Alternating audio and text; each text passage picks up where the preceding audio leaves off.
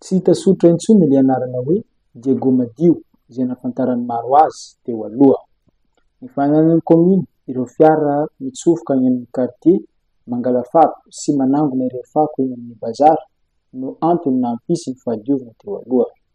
Ankehitriny dia fako mivangongo no hita eny amin'ny quartier vitsivitsy eto an-tampon-tanànan'ny Antsirano noho ny tsy fisian'ny solika ahafahan'ireo fiara ireo manatanteraka ny asany.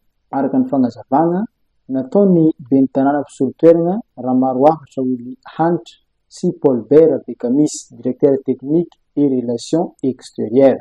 Loto momba ny fako mivangongo amin'izao fotoana zao.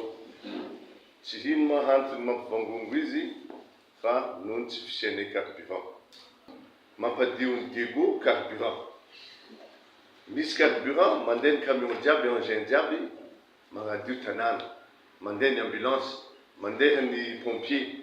Zao zay volavo tsisy carburant. 2 semaines zay niaritra mangataka amin'ny olo-tsara sitrapo, mangataka amin'ny orinasa mba nahazo ny esanay jiaby.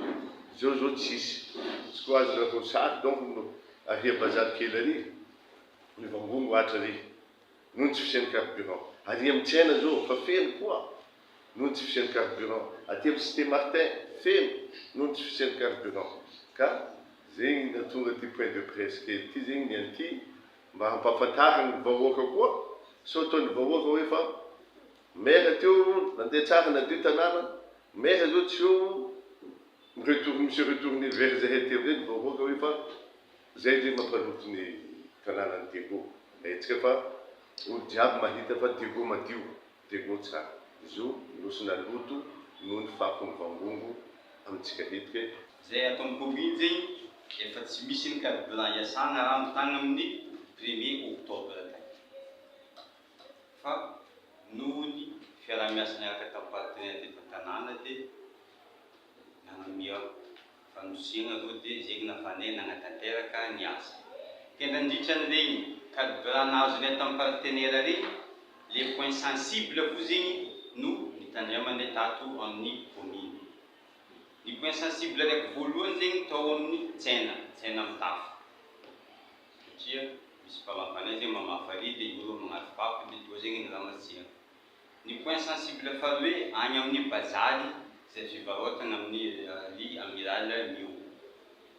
Io fo zegny nihajanay nitandremana nandritrany andra maromaro zay satria tsy mampy man'ny soliky nesiny mandeha magnatanteraka ny asa dia voatery tany fo zegny ny tany nitandremana.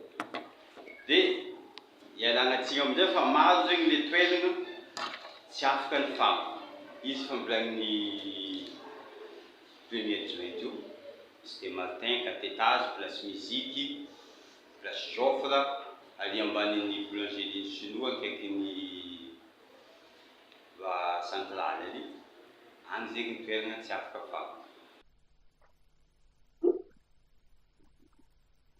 Ratsaivina dia i Diego no anisan'ny renivohitra ny nanana ny lazany raha ny fahadiovana no resahany. Fa ankehitriny nivadika ho loto mameno ny tanàna no hita.